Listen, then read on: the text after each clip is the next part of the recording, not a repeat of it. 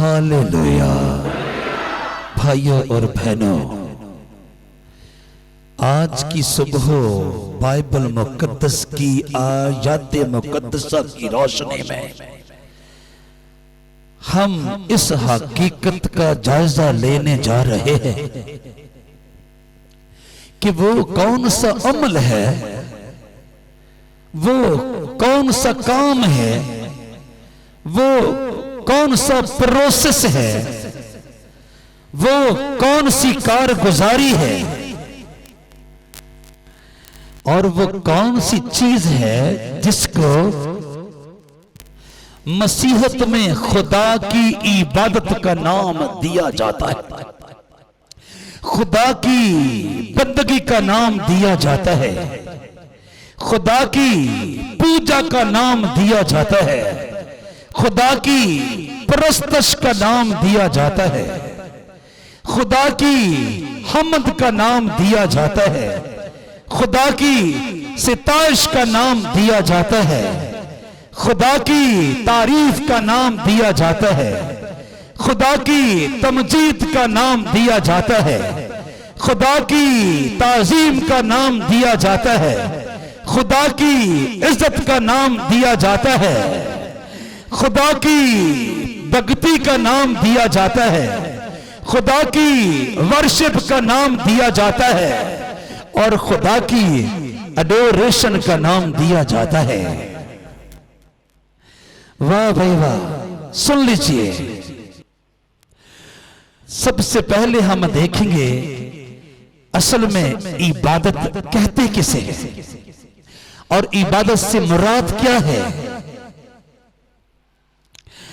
किसी मां फौकल फितरत हस्ती के लिए इंसानी रूह के अंदर जन्म लेने वाले खलूस और मोहब्बत के सुनहरे और गहरे एहसास के इजहार का नाम इबादत है। अगर हम तारीख की टेढ़ी तिरछी पगडंडियों पर तवज्जो की एक निगाह डालें तो हमें मालूम होगा कि बनी आदम ने यानी खाक के खिलौनों ने, मट्टी के पुतलों ने, जमीन के सीने पर रेंगने वालों ने और रेत के गिरोंदों में बसने वालों ने हर जमाने में, हर दौर में अपने तसव्वुराती और ख्याली देवताओं की खुशनुदी के हसूल को अपने लिए मुमकिन बनाने के लिए रंग रंग के मुख्तलिफ इकसाम के कठिन से कठिन, दुश्वार से दुश्वार और मुश्किल से मुश्किल तरीका है इबादत अपनाए। तसव्वुराती और ख्याली देवताओं के पूजने वालों ने साल हर साल तक अच्छी खुराक को अपने पेट में न जाने दिया, दुनिया की रौनकों से मुंह मोड़ लिया, लजीज खाना तर्क कर दिया, नफीस लिबास तर्क कर दिया, दुनिया की आसाइशों को तर्क कर दिया, चैनो आराम को तर्क कर दिया और साल हर साल तक फटे पुराने कपड़ों में और टूटी फूटी जूतियों में उम्र के आयाम गुजारने पर कनायत की साल हर साल तक बदहाली के आलम में सहरा नवर्दी की, दश्त नवर्दी की, जंगलों बियाबानों में भूख और प्यास के मारे आवारगी करते रहे, दरियाओं के किनारों पर साल हर साल तक बैठे रहे, जीते जी कब्रिस्तान में जा डेरे लगाए और मकसद उनके सामने ये था कि उनके तसव्वुराती और ख्याली देवताओं की खुशनुदी का हसूल उनके लिए बाहर दौर मुमकिन हो जाए। اپنے بچوں کو، اپنی بیویوں کو، اپنے پیاروں کو، حتیٰ کہ اپنی جانوں کو بھی اذیتناک مراحل میں سے گزارنے سے ان دیوتاؤں کے پجاریوں نے دریغ اور گریز نہ کیا، اپنے بیٹوں بیٹیوں کو آگ میں جلا دیا، اپنے بیٹوں بیٹیوں کو پانیوں میں ڈبو دیا، اور اپنے اہل و عیال کو کوئلوں پر چلنے پر بھی مجبور کر دیا۔ لیکن اس کے برعکس جب ہم بائبل مقدس کے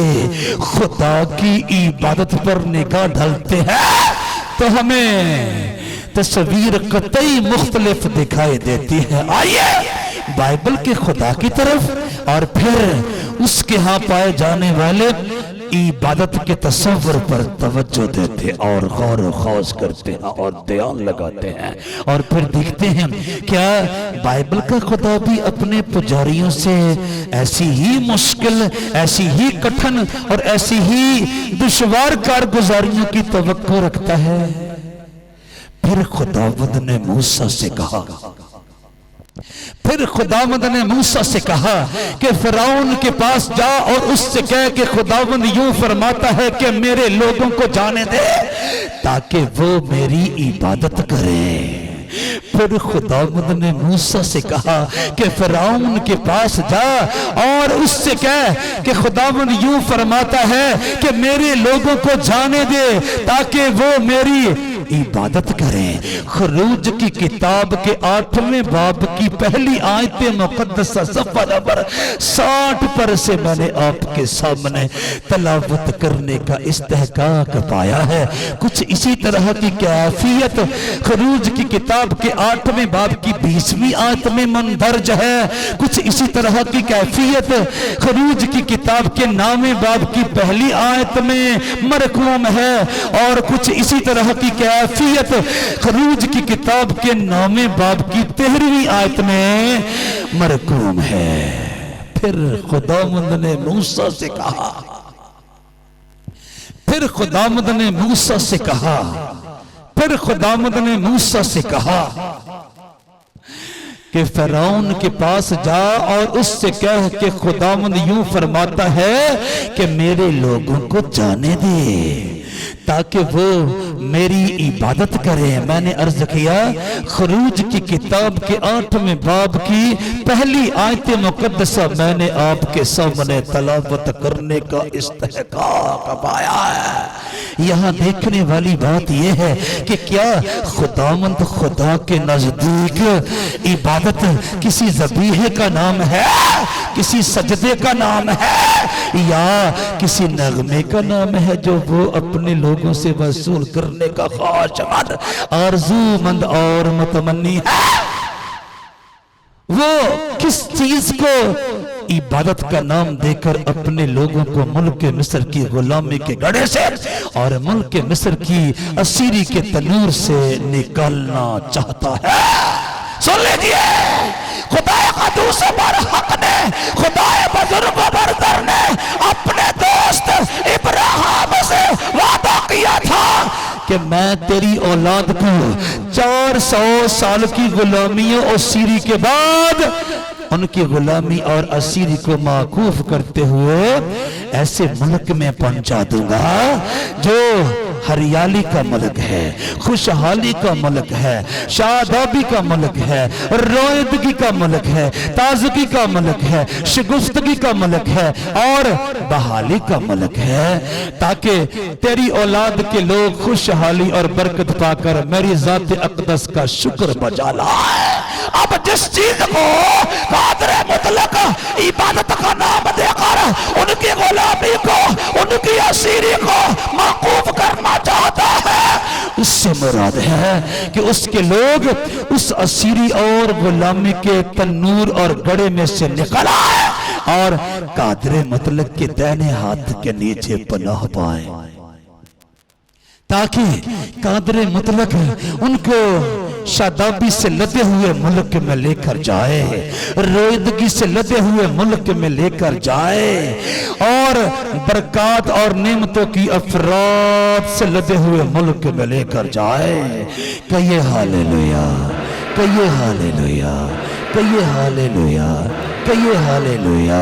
جب قادر مطلق ان کو اپنے پروگرام کے مطابق مرد خدا موسیٰ کی رہنمائی میں اپنی بڑی بڑی آفات کا اظہار کر کے، اپنے بڑے بڑے کمالات کا اظہار کر کے، اپنی بڑی بڑی کرامات کا اظہار کر کے، اپنے بڑے بڑے معجزات کا اظہار کر کے، اپنے بڑے بڑے عجائبات کا اظہار کر کے، اور اپنے لوگوں پر بڑے بڑے احسانات کا اظہار کر کے ان کو ملک مصر کی غلامی اور ملک مصر کی اسیری میں سے نکال لایا۔ ابھی وہ اپنی منزلوں پر نہ پہنچے تھے کہ راستے میں سمندر آ گیا، بحرہ قلزم آ گیا۔ جب ان لوگوں نے پلٹ کے دیکھا تو افواج مصر ان کے تعاقب میں بڑی چلی آتی تھی، اور وہ بکھلاہٹ اور گھبراہٹ کا شکار ہو کر زندہ خدا کی اور اس کے بندہ مرد خدا موسیٰ کی شکایت کرنے اور بڑبڑانے لگے۔ تب مرد خدا موسیٰ نہایت پریشانی کے عالم میں اپنے خدا کے حضور میں سجدہ ریز ہوئے، اور خدائے قدوس برحق نے، خدائے بزرگ برتر نے اپنے بندہ مرد خدا موسیٰ سے مخاطب ہو کر فرمایا، فریاد کاہے کو کر رہے ہو؟ اپنے ہاتھ میں لی ہوئی لاٹھی کو میرا نام لے کر بحرہ قلزم کی طرف بڑھا دو، پھر دیکھو بحرہ قلزم تمہارا راستہ چھوڑنے پر مجبور ہو جاتا ہے کہ نہیں۔ قادر مطلق کا نام لے کر اپنے ہاتھ میں لی ہوئی لاٹھی کو سمندر کی طرف بڑھا دیا، اور سمندر نے خدا کے لوگوں کا راستہ چھوڑ دیا، لیکن ان کے تعاقب میں آنے والی افواج مصر کو سمندر کے تلاطم خیز تھپڑوں نے دھپوچ لیا۔ سمندر کی بے قرار امواج نے ہڑپ کر لیا، سمندر کی بے تاب لہروں نے کھا لیا، اور وہ سمندر کی گہرائیوں کی خوراک بن گئے، سمندر کی گہرائیوں کا لقمہ اور نوالا بن گئے۔ جبکہ خدا کے لوگ اگلے سالوں پر بقریت جا اترے، اور جب جا اترے اور انہوں نے دیکھا ان کے زندہ حقیقی حتمی لا تبدیل اور عبدالآباد تک قائم اور دائم رہنے والے خدا نے اپنے کمالات کا، اپنی کرامات کا، اپنے معجزات کا، اپنے عجائبات کا اور اپنے لوگوں پر اپنے احسانات کا اظہار کرتے ہوئے ان کے مخالفین کو، ان کے دشمنوں کو پاتال کے پاتال میں اتار دیا ہے۔ تو وہ سمندر کے کنارے کھڑے ہو کر سوچنے لگے اب کیا کریں، اور بائبل مقدس اس بات کی گواہ ہے انہوں نے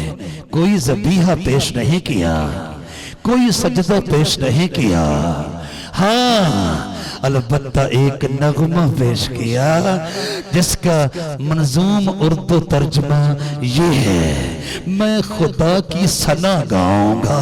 حمد اس کے کیے جاؤں گا، میں خدا کی ثنا گاؤں گا، حمد اس کے کیے جاؤں گا، میں خدا کی ثنا گاؤں گا،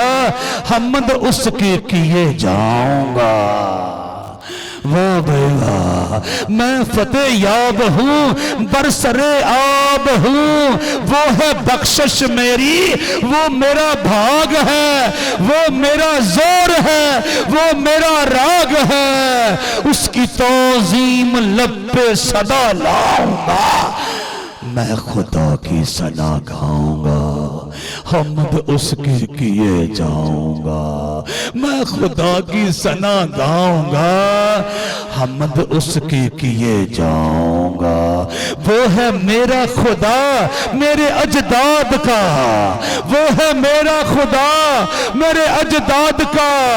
منصف محترم رب اکرام بھی، صاحب جنگ بھی، صاحب نام بھی، ذکر اس کی بزرگی کا دہراؤں گا، میں خدا کی ثنا گاؤں گا، حمد اس کی کیے جاؤں گا۔ واہ بھائی واہ۔ واہ بھائی واہ، واہ بھائی واہ، واہ بھائی واہ، واہ بھائی واہ،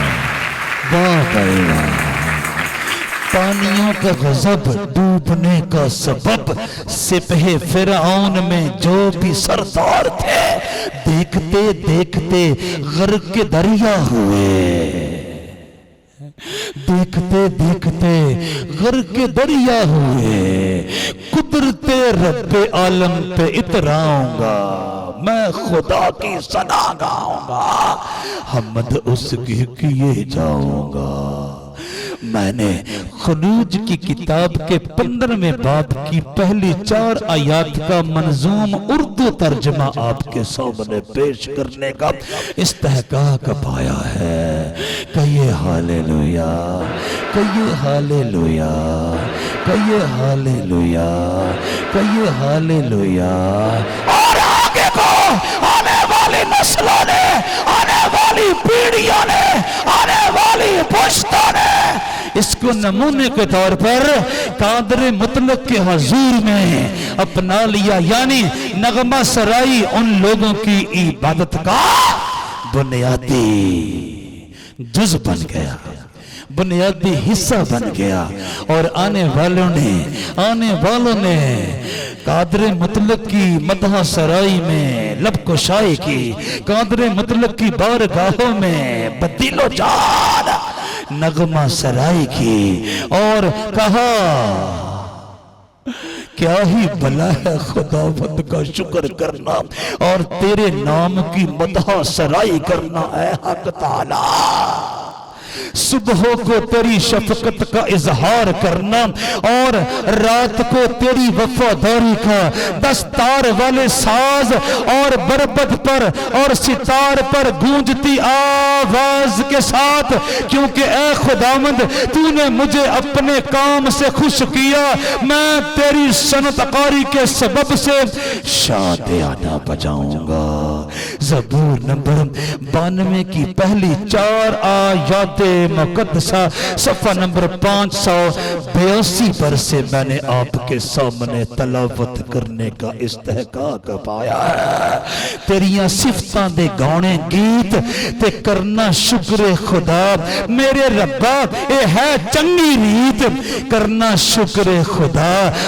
وڈے تے ویلے شفقت تیری، رات دے ویلے رحمت تیری، کریے یاد صدا تے کرنا شکر خدا، میرے ربا اے ہے چنگی ریت کرنا شکر خدا۔ دستارہ ایک ساز بنا کے، بین بربت خوش رنگ بجا کے، کریے یاد صدا تے کرنا شکر خدا، میرے ربا اے ہے چنگی ریت کرنا شکر خدا۔ اپنے کماں تو یا ربا مینوں تو خوشحال ہے کیتا، کریے یاد صدا تے کرنا شکر خدا، میرے ربا اے ہے چنگی ریت کرنا شکر خدا۔ تیرے ہتھ دیاں کاریگریاں ویکھ خوشی دے ساز وجاواں، کریے یاد صدا تے کرنا شکر خدا، میرے ربا اے ہے چنگی ریت کرنا شکر خدا۔ یعنی قادر مطلق کے لوگوں نے حی القیوم کی عبادت کرتے وقت مدح سرائی کو اور نغمہ سرائی کو بنیادی حصہ قرار دیا، اور یوں مسیحوں تک یہ عبادت کا خاص حصہ بنفس نفیس پہنچا۔ اور تاریخ بتاتی ہے، یعنی بائبل کی آیات مقدسہ بتاتی ہیں، ایمانداروں نے ہر زمانے میں کہا آؤ ہم خداوند کے حضور نغمہ سرائی کریں، اپنی نجات کی چٹان کے سامنے خوشی سے للکاریں، شکر گزاری کرتے ہوئے اس کے حضور میں حاضر ہو۔ مزمور گاتے ہوئے اس کے آگے خوشی سے للکاریں۔ زبور نمبر 95 کی پہلی 2 آیات غاریمہ صفحہ نمبر 584 پر سے میں نے آپ کے سامنے تلاوت کرنے کا استحقاق پایا ہے۔ آؤ ایک نواں گیت رب لے گاؤ، آؤ ایک نواں گیت رب لے گاؤ، سب جو زمین دے ہو گاون لے آؤ۔ یعنی خدا کے لوگوں نے قادر مطلق کی عبادت میں مدح سرائی اور نغمہ سرائی کو بنیادی حصہ بنا دیا، اور لشکروں کے خدا کے بڑے بڑے عجائبات، بڑے بڑے کمالات، بڑے بڑے معجزات، بڑے بڑے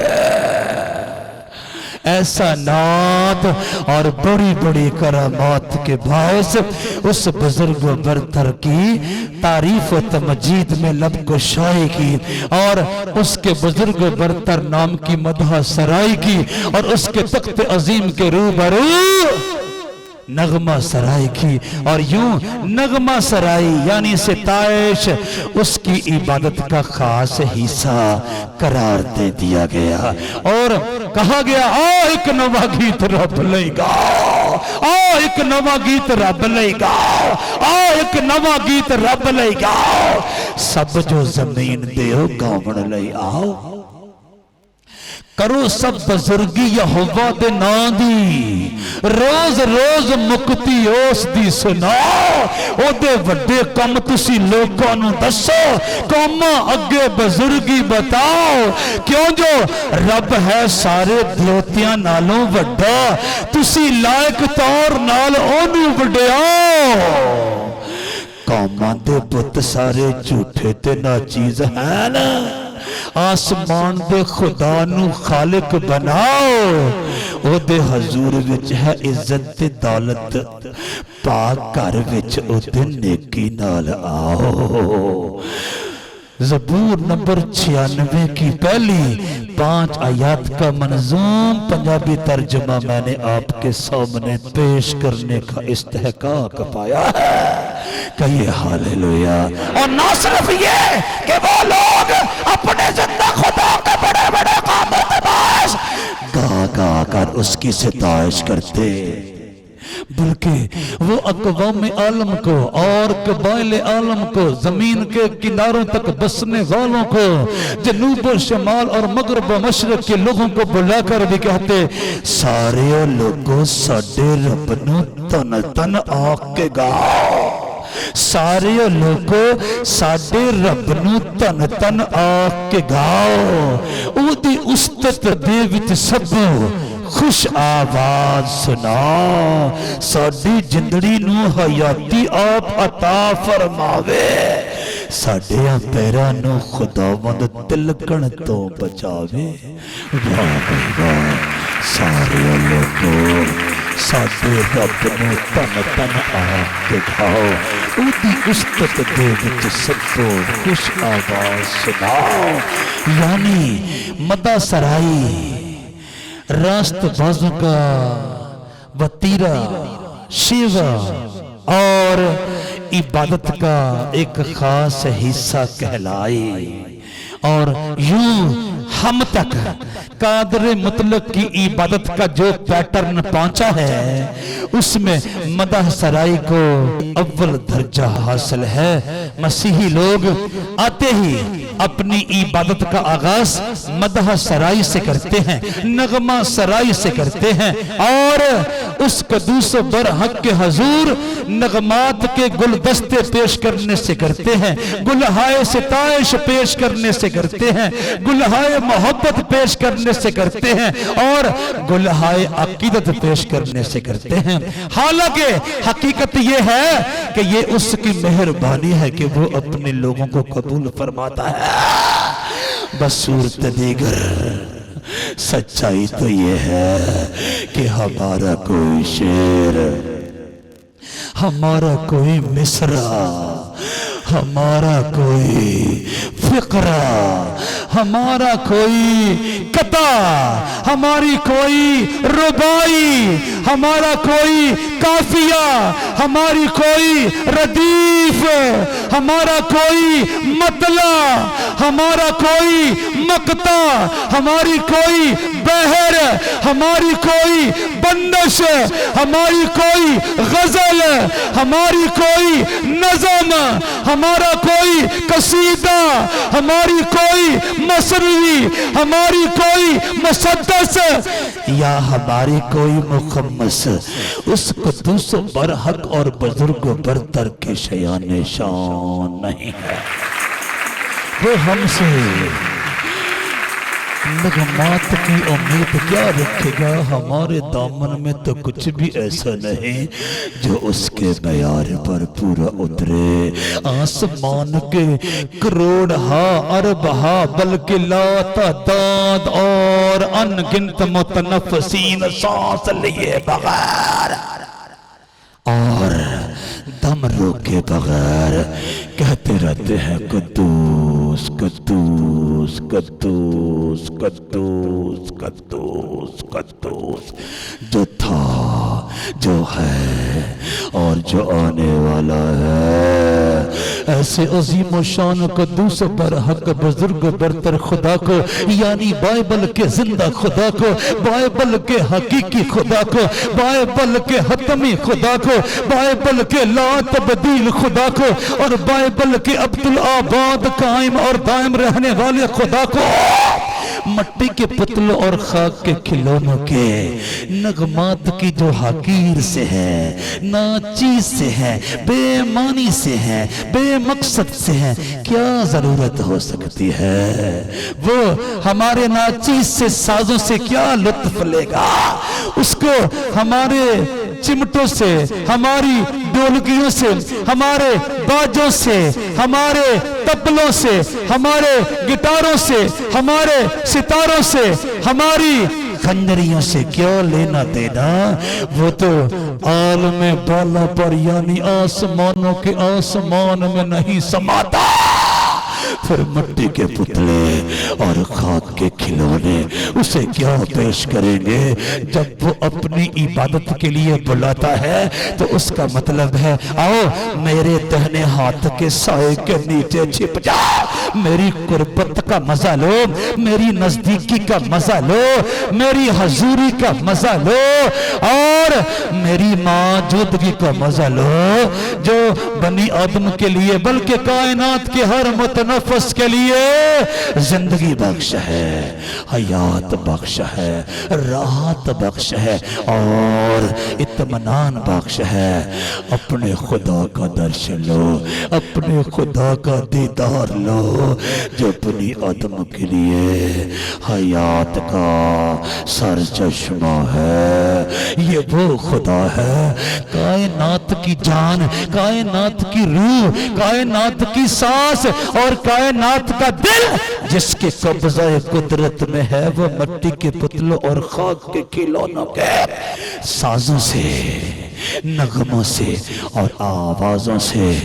کیا سروکار رکھ سکتا ہے؟ کیا مزہ لے سکتا ہے؟ کیا لطف لے سکتا ہے؟ ہرگز نہیں۔ جب وہ ہمیں اپنی عبادت کے لیے بلاتا ہے تو اس کا یہ مطلب ہے کہ ہم اس کی قدرت کے، اس کی عظمت کے، اس کی حشمت کے اور اس کی محبت کے سائے تلے محفوظ ہو جائیں۔ کہیے ہاللیلویا۔ بصورت دیگر ہمارے ہدیے، ہمارے ذبیحے، ہمارے تحفے، ہمارے سجدے، ہمارے نغمے اور ہمارے چڑھاوے اس کے کس کام کے ہیں؟ ہمارے فقرات، ہمارے بیانات، ہمارے تصورات، ہمارے خیالات، ہمارے تخیلات، ہماری تعویلات، ہماری توضیحات، ہماری تشریحات، ہمارے مرکبات، ہماری اصطلاحات، ہماری تشبیہات، ہمارے استعارات، الغرض ہماری کوئی ایک بھی بات اس کے شایان شان نہیں ہے۔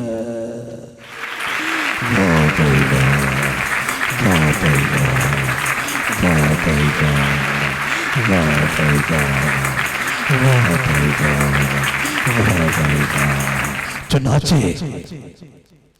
اس قدوس برحق اور بزرگ برتر کو پسند آیا کہ مدح سرائی اور نغمہ سرائی اس کے بزرگ برتر نام کی عبادت کرنے والوں کے نزدیک ایک اہم جز بن جائے عبادت کا۔ چنانچہ جب رب الافواج کے لوگ اس کے حضور میں حاضر ہوتے ہیں تو سب سے پہلا کام کیا کرتے ہیں؟ مسیحی لوگ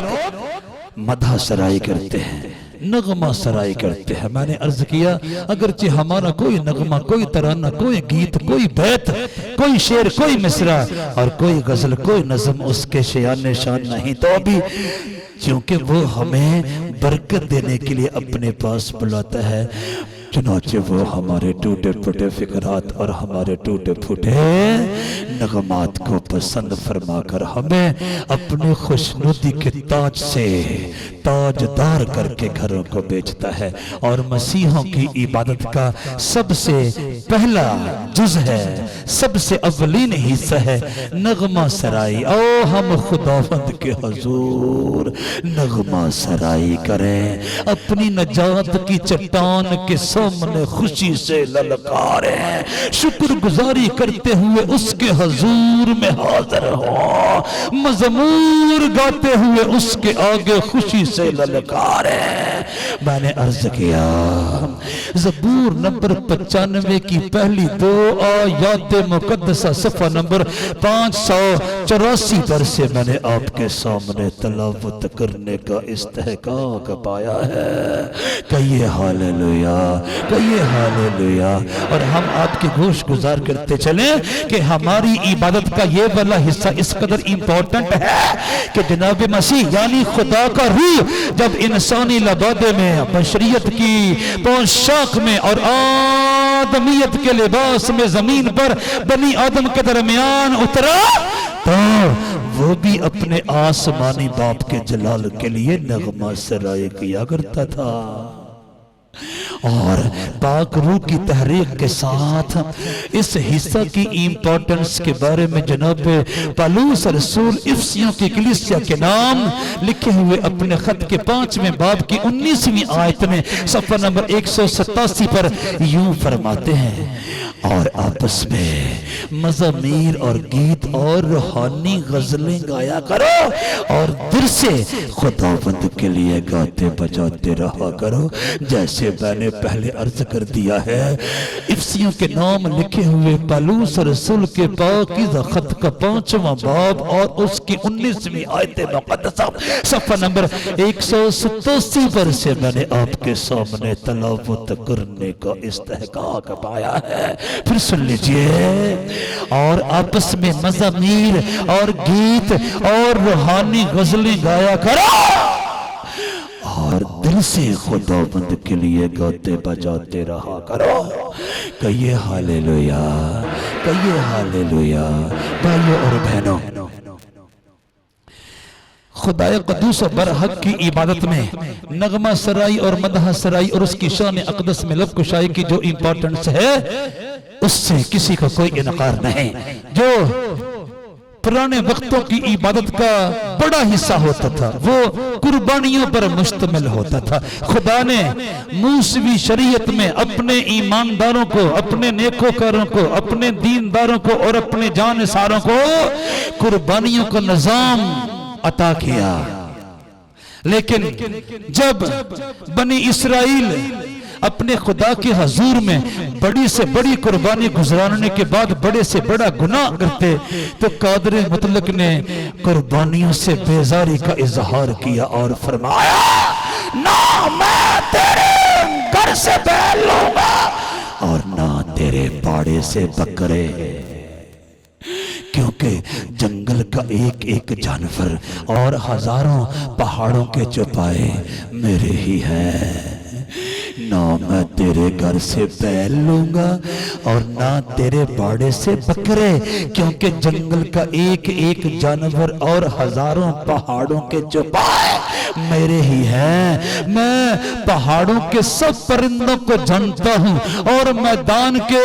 درندے میرے ہی ہیں۔ اگر میں بھوکا ہوتا تو تجھ سے نہ کہتا، کیونکہ دنیا اور اس کی معموری میری ہی ہے۔ کیا میں سانڈوں کا گوشت کھاؤں گا یا بکروں کا خون پیوں گا؟ زبور نمبر 50 کی 9ویں آیت سے 13ویں آیت تک کا حوالہ صفحہ نمبر 556 پر سے میں نے آپ کے سامنے تلاوت کرنے کا استحقاق پایا ہے۔ پھر سنیے، پرانے وقتوں میں عبادت کا ایک لازمی حصہ قربانیوں کے نظام پر مشتمل تھا، لیکن جب بنی اسرائیل نے اس قدوس و برحق بزرگ و برتر کو اپنی قربانیوں کے باعث بیزار کیا تو اس نے اعلانیہ فرمایا، نہ میں تیرے گھر سے بیل لوں گا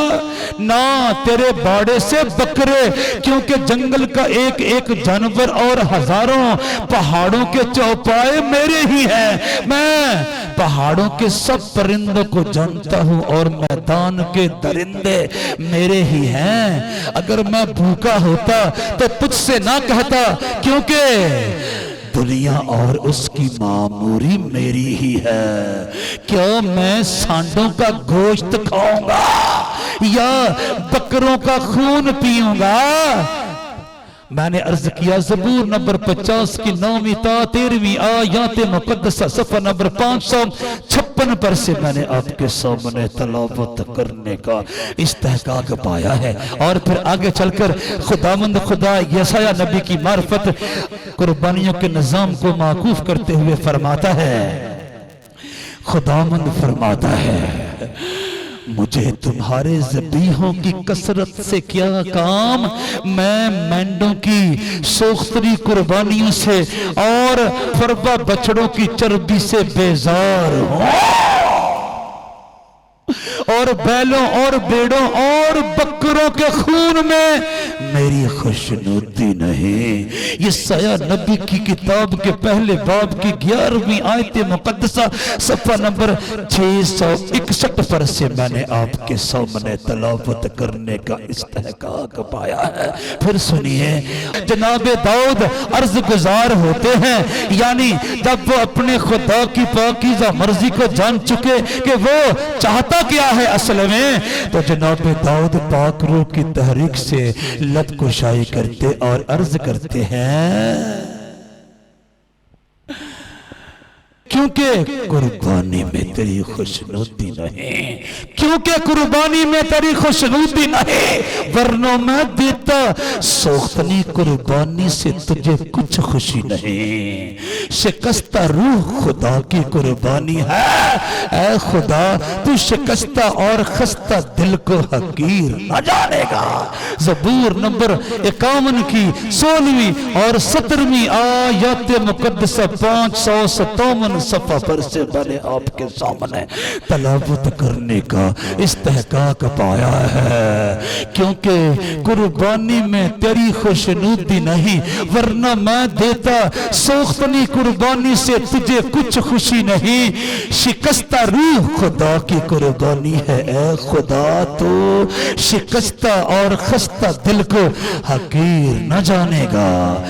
زندہ خدا کے زندہ کلام میں سے زبور نمبر 51 کی 16ویں اور 17ویں آیات مقدسہ صفحہ نمبر 557 پر سے میں نے آپ کے سامنے تلاوت کرنے کا استحقاق پایا ہے۔ اور یوں بائبل مقدس کی آیات مقدسہ نے ہمیں بتایا کہ خداوند خدا نے قربانیوں کے نظام کو معکوف کیا اور اس کے مقابلے میں اپنے روح کو زمین پر انسانی شکل و صورت دے کر اتارا اور بطور برہ اور برہ کے پاکیزہ خون کے باعث ہم پاکیزہ قرار دیے گئے اور ہمیں مزید کسی قربانی کی قادر مطلق کے حضور میں ضرورت نہ رہے۔ آگے بڑھیں اور دیکھیں مسیحوں کی عبادت کا دوسرا بڑا حصہ جب مسیحی لوگ قادر مطلق کی ستائش میں لب کشائی کرتے ہیں تو اس کا مطلب ہے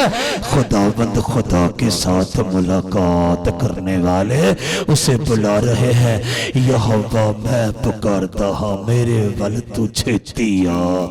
اور پھر خداوند اپنے لوگوں میں آیا ہے،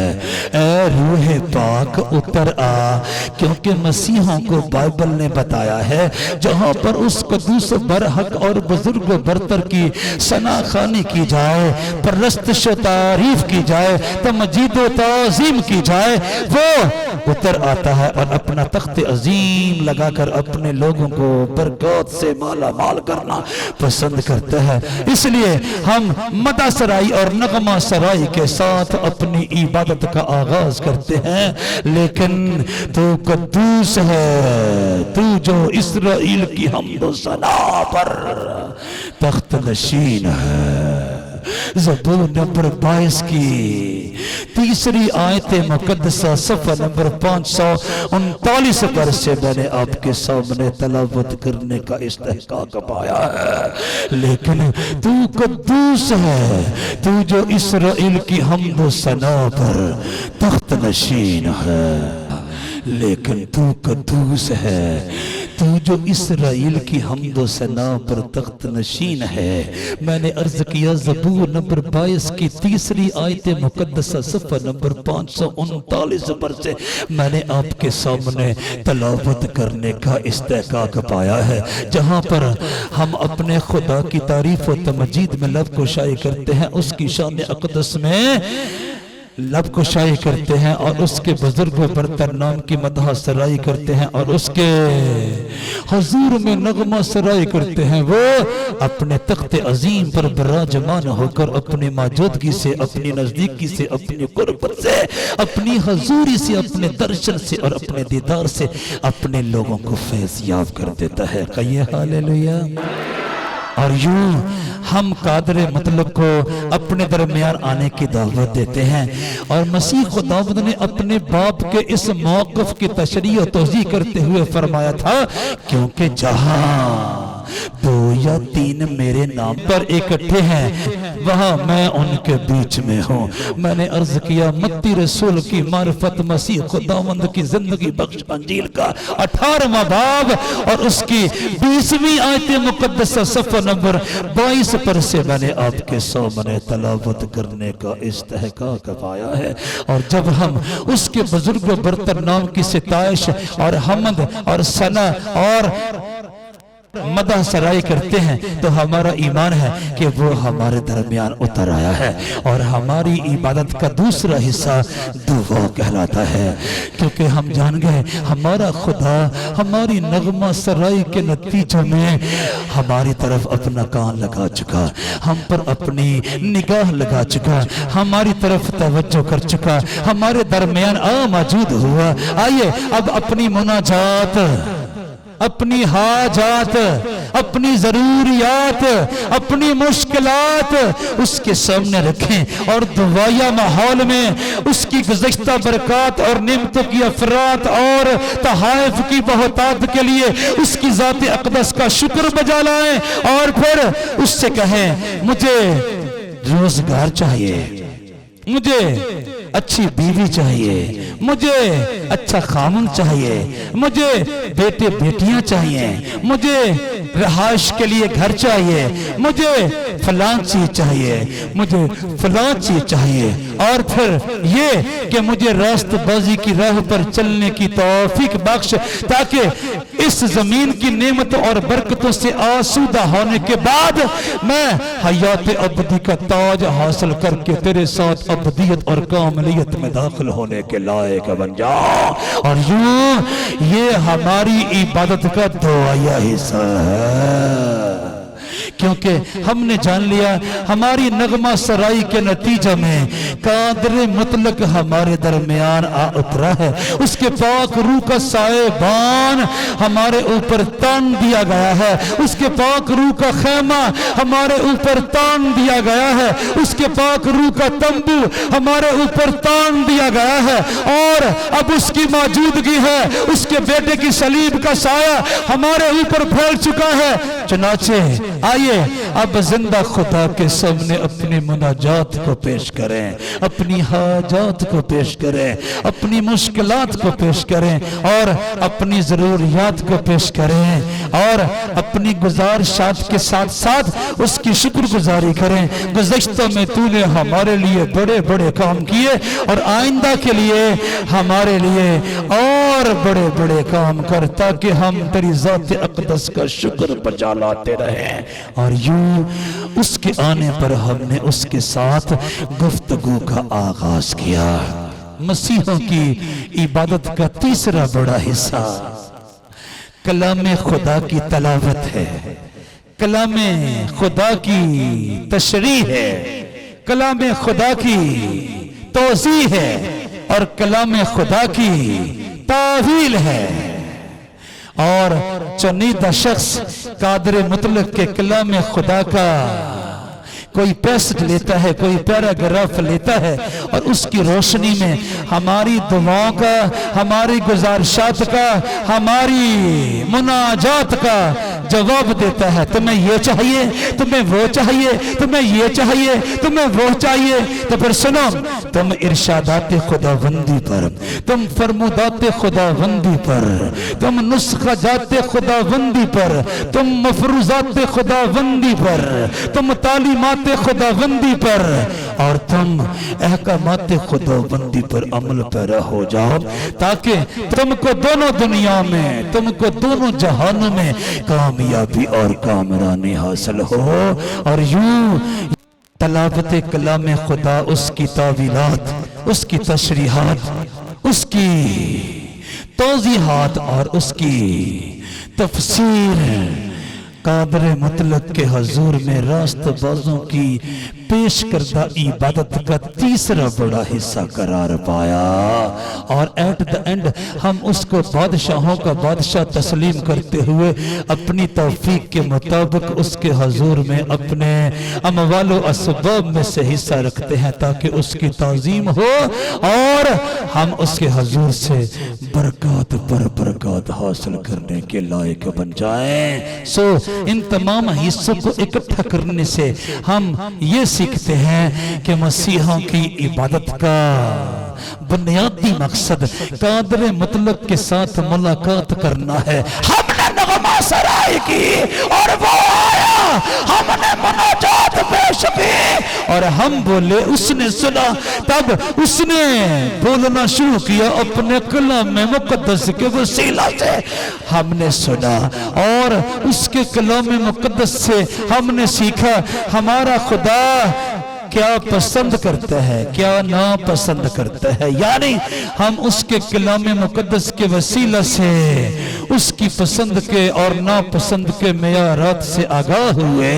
ہم نے اس کی مدح سرائی کی اور اس نے اپنی موجودگی کا گہرا احساس ہمیں بخشا، اور پھر ہم نے اس کے آنے پر اپنی مناجات پیش کی اور اس نے اپنے کلام مقدس کے وسیلہ سے ہمیں ان تمام چیزوں کے حصول کا طریقہ اور سلیقہ اور کرینہ ہمیں سکھایا، اور اسے ہم نے کہا کلام مقدس کی تلاوت، تشریح، توضیح اور تعویل۔ بھائیوں اور بہنوں، اس کا مطلب یہ ہوا ہم نے اسے اپنے پاس سے کچھ بھی نہ دیا، نہ مسیحوں کے معبود کے سامنے نذرانہ عبادت پیش کرنے کا مطلب ہے let us go to meet God, let us come to see God۔ خدا کی اور بندے کی ملاقات کا نام مسیحوں کی عبادت ہے۔ This is the nature of Christian worship۔ خدا سے ملاقات کرنے کا نام مسیحوں کی عبادت ہے، اور انگریز لوگ اس کو کہتے ہی میٹنگ ہے، یعنی خدا کی اور انسانوں کی بیٹھک، باہمی گفتگو، باہمی ایکسچینج آف ویوز، باہمی بیٹھک اور تبادلہ خیال۔ ہم نے اس کے حضور میں نغمہ سرائی کی اور وہ موجود ہوا۔ جب وہ موجود ہوا تو ہم نے اس کے حضور میں مناجات پیش کی، اور جب ہم نے مناجات پیش کی تو اس نے ہمارے مسائل کے حل کے لیے اپنے احکامات اور اپنی تعلیمات ہمارے سامنے رکھیں۔ اگر تم کلام خدا کے مطابق چلنا سیکھ جاؤ تو تمہاری مشکلات کا حل تمہیں مل جائے گا۔ خدا کی خوشنودی کن باتوں میں ہے، خدا کی ناراضگی کن باتوں میں ہے، اور اس طرح ہماری اور ہمارے خدا کی ملاقات مکمل ہوتی ہے۔ اور یہی ہمارے خدا کا ہمیں عبادت کے لیے بلانے کا مقصد ہے کہ اس کے لوگ اس کے ساتھ رابطے میں رہیں، اس کے لوگ اس کے ساتھ جڑے رہیں، اس کے لوگ اس کی آغوش میں رہیں، اس کے لوگ اس کے دائیں ہاتھ کے سائے کے نیچے رہیں، تاکہ ان کو اس کی حیات بخش قربت کا، اس کی حیات بخش نزدیکی کا، اس کی حیات بخش موجودگی کا، اس کی حیات بخش حضوری کا، اور اس کی حیات بخش درشن اور دیدار کا حق ملتا رہے۔ جب اس نے بنی اسرائیل کو بلایا تو مقصد یہ تھا ابراہیم کے ساتھ کیا ہوا وعدہ پورا ہو کہ میں تیری آنے والی نسلوں کو غلامی اور اسیری کے ہولناک بھیانک اور تاریک گڑھے اور کنویں سے نکال لاؤں گا، اور آسودگی کے ساتھ ان کے دامن کو لبریز کر دوں گا۔ اور خدا کا پرپس آج بھی چینج نہیں ہوا۔ جب وہ ہمیں اپنی عبادت کے لیے، اپنی بندگی کے لیے، اپنی پوجا کے لیے، اپنی پرستش کے لیے، اپنی حمد کے لیے، اپنی ستائش کے لیے، اپنی بزرگی کے لیے، اپنی مہما کے لیے، اپنی استت کے لیے، اپنی تعریف کے لیے، اپنی تمجید کے لیے، اپنی تعظیم کے لیے، اپنی عزت کے لیے، نغمہ سرائی کے لیے، مدح سرائی کے لیے، ورشپ کے لیے اور اڈوریشن کے لیے بلاتا ہے، تو اس کا مطلب ہے آؤ خداوند خدا سے، یعنی ساری کائنات کے خدا سے، بائبل کے زندہ خدا سے، بائبل کے حقیقی خدا سے، بائبل کے حتمی خدا سے، اور بائبل کے لا تبدیل خدا سے، اور بائبل کے عبدالآباد تک قائم اور دائم رہنے والے خدا سے ملاقات کرو، اور اس زمین کی برکات بھی اس کے ہاتھوں وصول کرو، اور حیات ابدی کے تاج کا بھی اس کے حضور سے حق پاؤ، تاکہ وہ تمہاری زمینی زندگی کے کل ایام کے دوران بھی تمہیں سیر و آسودہ کرتا رہے، اور آخرکار تمہیں اپنے ساتھ اپنی ابدیت اور کاملیت میں بھی داخل ہونے کا حق دے، اور تم اس کے ساتھ، اس کے بیٹے کے ساتھ، اس کے نبیوں کے ساتھ، اس کے رسولوں کے ساتھ، اس کے فرشتوں کے ساتھ، اس کے مقدسوں کے ساتھ، اور اس کے راست بازوں کے ساتھ، اس کی ابدی سورگ میں، اس کی ابدی بہشت میں، اس کی ابدی فردوس میں، اس کی ابدی دنیا میں، اس کی ابدی جہان میں، اس کی ابدی کائنات میں، اور اس کی ابدی شہر نئے یروشلم میں داخل ہونے کے لائق بن جاؤ۔ کہیے ہاللیلویا۔ پھر میں نے شیشہ کا سا ایک سمندر دیکھا جس میں آگ ملی ہوئی تھی، اور جو اس حیوان اور اس کے بت اور اس کے نام کے عدد پر غالب آئے تھے، ان کو اس شیشہ کے سمندر کے پاس خدا کی بربتیں لیے کھڑے ہوئے دیکھا، اور وہ خدا کے بندہ موسیٰ کا گیت اور برہ کا گیت گا گا کر کہتے تھے کہ اے خداوند خدا قادر مطلق، تیرے کام بڑے اور عجیب ہے، اے ازلی بادشاہ تیری راہیں راست اور درست ہے، اے خداوند کون تجھ سے نہ ڈرے گا اور کون تیرے نام کی تمجید نہ کرے گا، کیونکہ صرف تو ہی قدوس ہے، اور سب قومیں آ کر تیرے سامنے سجدہ کریں گی کیونکہ تیرے انصاف کے کام ظاہر ہو گئے ہیں۔ میں نے عرض کیا خداوند یسوع مسیح کا زندگی بخش مکاشفہ یوحنا عارف کی معرفت اس کا 15واں باب اور اس کی دوسری تا چوتھی آیات مقدسہ صفحہ نمبر 253 پر سے میں نے آپ کے سامنے تلاوت کرنے کا استحقاق پایا ہے۔ میں نے عرض کیا اگر آپ زمین پر اس کے حضور میں نغمہ سرائی کرتے ہیں تاکہ وہ آپ کے درمیان اتر آئے، اگر آپ زمین پر اس کے حضور میں دعا کرتے ہیں تاکہ وہ آپ کی مناجات کے مطابق آپ کو عطا فرمائے، اگر آپ زمین پر اس کے کلام مقدس کو سنتے ہیں تاکہ آپ اس کی پاکیزہ مرضی کو بجا لائیں اور اس کے سامنے سجدہ ریز ہو، تو سن لیجئے یہی پیٹرن عبادت کا جو زمین پر آپ نے اپنا رکھا ہے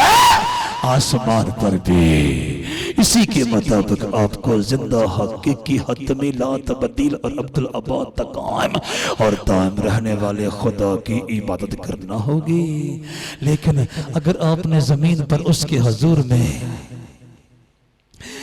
مدح سرائی نہیں کی، نغمہ سرائی نہیں کی، لب کشائی نہیں کی، اس کی حضوری کا، اس کی موجودگی کا، اس کی نزدیکی کا، اس کی قربت کا، اس کے درشن کا، اس کے دیدار کا مزہ نہیں لیا، اور پھر اس کے کلام مقدس کی آواز کو سننا پسند نہیں کیا اور اس کے فارمولوں کے مطابق اپنے آپ کو ڈھالنا پسند نہیں کیا، تو زندہ خدا کے روبرو آپ کو اس یونیورسل جماعت میں داخل اور شامل ہو کر عبادت کرنے کا حق کون دے گا؟ نہیں، آپ آگ اور گندک کی بٹی میں جائیں گے۔ اور یوحنا عارف کہتے ہیں پھر میں نے مرد خدا موسیٰ کے سکھائے ہوئے گیت کو اور برہ کے سکھائے ہوئے گیت کو گاتے ہوئے سنا کہ لوگ گا گا کر کہتے ہیں اے خداوند خدا تیرے کام بڑے اور عجیب ہیں۔ اس کا مطلب ہے دونوں عہدوں کے، موسوی عہد کے اور پھر فضل کے عہد کے لوگ ایماندار، راست باز، نیکوکار، راستکار، دیندار، ایماندار، جانثار، وفادار، انکسار، پرہیزگار، پاک باز اور صادق لوگ وہاں پر اپنے خدا کی تعظیم، تمجید، ستائش، بزرگی، پرستش، بندگی اور عبادت کرنے کا حق پائیں گے۔ سو مسیحوں کی عبادت کی نیچر ہے let us come to meet God, let us go to see God۔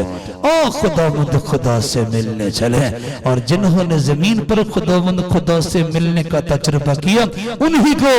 آسمان پر خداوند خدا سے ملنے کا اور عبدالآباد ملنے کا استحقاق حاصل ہوگا۔ خداوند آپ سب کو اس کلام کے وسیلے سے برکت دے۔